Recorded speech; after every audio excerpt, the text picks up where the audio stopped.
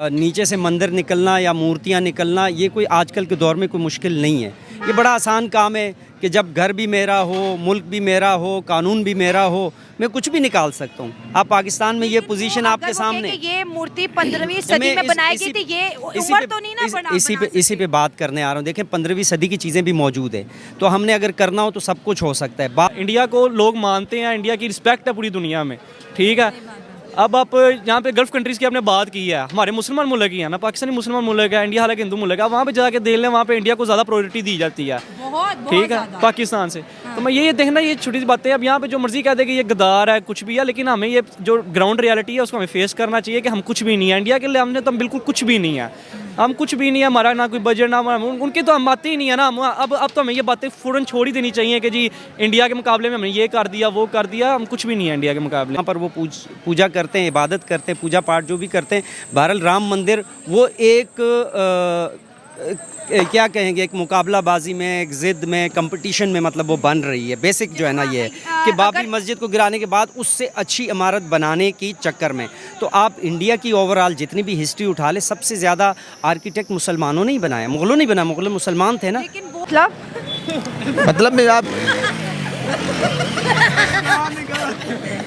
मतलब आर्किटेक्चर, यहाँ पे अगर कोई इंजीनियरिंग करता है तो बेचारा डिग्री लेके उधर उधर होता है कि भाई मेरे लायक तो मुल्क में काम ही कोई नहीं है। तो ये तो बात आप सही कह रहे हैं ना, बेस में तो नहीं है तो बरो नहीं है बरो। मतलब जो मैं कहूँगी आप कहेंगे मैं सही कह रही हूँ। हाँ तो सही कह रही हैं आप बिल्कुल। लेकिन ऐसा एक स्ट्रक्चर बना दिया कि उसको दे, जैसे आप मुसलमान है, अगर आप उधर होते मैं आपको बताती तो डेफिनेटली आप भी, मैं लाजमी जाता, मैं भी जाती। इस तरह अगर कोई क्रिश्चियन है जाता, भाई हक बनता है, भाई देखना बनता है आपका, आपको पता चलता है इंसान ने कितनी, इंसान की सोच का, इर्तिका का पता चलता है इस चीज़ से। ज़्यादा है, हिंदुइज़्म बहुत ज़्यादा है, फिर मोदी इज़्म भी बहुत ज़्यादा बढ़ गया है। मोदी इज़्म है, बात आप कर रहे हैं सर, बिल्कुल मैं कर रहा हूँ मोदी इज़्म, इसलिए कि मोदी एक बहुत इंतहा पसंद एक लीडर है। हमारे पास ये जज्बा ये है तो हम ये कर देंगे, जज्बा ये हम ये कर देंगे, ठीक है। जज्बे से कुछ भी नहीं होता, ठीक है। ये सारी जो सी है ना, सारी ये मेरे ख्याल से सारी जो सी है ना, सिर्फ ये बेकार बातें हैं जो ना एक आवाम को लॉलीपॉप दिया जाता है कि जी हम जज्बे से ये कर देंगे। जज्बे से कुछ भी नहीं होता, मेहनत से होता है हर चीज़ जो सी है। जिन लोगों ने बयान ना दिए थे इंडिया के अगेंस्ट, उन लोगों को अपने नौकरी से भी डिसमिस कर दिया गया, उनको निकाल दिया गया। आप मुझे बताएं, उनका कहना ये था कि भाई इन्होंने अपने बिहार पर ये बयान दिया, जो मालदीव की गवर्नमेंट, इसमें उसका कोई इन्वॉल्व नहीं है। क्या कहेंगे? अब मैं बाहर होके आया हूँ ना, तो वहाँ पे हो गया है, मैं ईरान इराक होके आया हूँ मैं, ठीक है। वहाँ पे ना कोई बंदा मिला ना इंडियन मुझे, तो इंडियन मुसलमान ही है वहाँ पे मिला है, तो उसने इंडिया की साइड लिया, पाकिस्तानी मुस्लिम साइड उसने नहीं ली। यही इसी वजह से कि इंडिया में वो मोदी ने मुसलमानों के बेनिफिट बड़े दिए हुए हैं, बहुत बेनिफिट दिए हुए उसने। बेसिकली हम इंडिया का सिर्फ बुरा चेहरा दिखा रहे हैं, अपने पाकिस्तान में सिर्फ हम उसकी जो नेगेटिविटी फैला रहे हैं। अगर पॉजिटिव बातों की तरफ आया जाए तो इंडिया बहुत ज़्यादा तरक्की कर रहा है, पाकिस्तान से बहुत आगे निकल गया। क्या हमें भी कुछ सीखना चाहिए? जीत किसकी होगी पहले तो ये बताएं। ज़ाहिर सी बात है, जीत तो इंडिया की डिप्लोमेसी की है, और एट द एंड मतलब इंडिया की जीत है। और हमें मतलब यही कि डिप्लोमेसी इसी तरह स्ट्रॉन्ग होती है।